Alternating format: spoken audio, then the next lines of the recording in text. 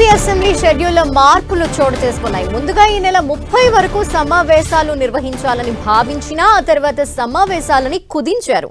ఈ నెల 27 వరకే ఏపీ అసెంబ్లీ సమావేశాలు నిర్వహించనున్నారు. ఈ నెల 22న వ్యవసాయం, 23న శాంతి భద్రతల అంశాలపై చర్చించనున్నారు. 24న ప్రభుత్వ బిజినెస్, 25న ఆరోగ్యంపై స్వల్పకాలిక చర్చ జరగనుంది. ఇక 26న లాజిస్టిక్స్, ఉపాధి కల్పన పరిశ్రమలపై చర్చ జరగనుంది. 27న సూపర్ 6 అమలుపై స్వల్పకాలిక చర్చ అనంతరం చంద్రబాబు ముగింపు ప్రసంగం ఉండనుంది.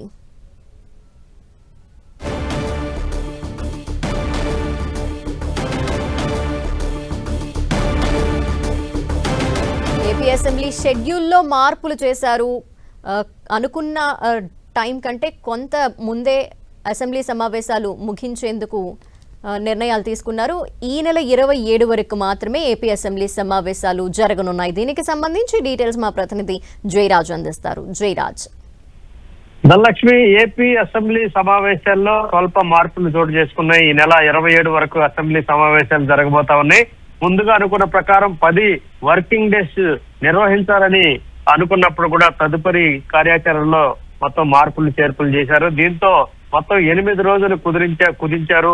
ఈ నెల 27వ తేదీ వరకు అసెంబ్లీ సమావేశాలు జరుగుతాయి. ఈ నెల 22వ తేదీన వ్యవసాయం పైన, 23వ తేదీన శాంతి భద్రతల పైన చర్చ జరుగుతుంది. 24వ తేదీన ప్రభుత్వ బిజినెస్ కార్యకలాపాలకు సంబంధించిన అంశాలు ఉంటాయి. 25వ తేదీన ఆరోగ్యం పైన స్వల్పకాలిక చర్చ ఉంటుంది.